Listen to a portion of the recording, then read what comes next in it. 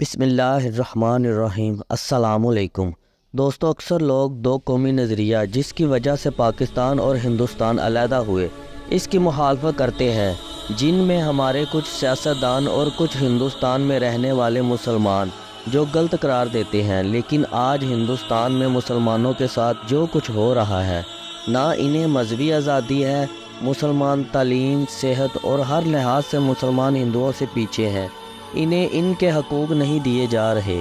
Social media پر ایک video viral ہو رہی ہے جس میں ورلڈ کپ کے دوران ایک مسلمان لڑکا جو کہ 7 وکٹیں لیتا ہے لیکن اللہ کا شکر ادا کرنے کے لیے سجدہ کرنے لگتا ہے تو رک جاتا ہے۔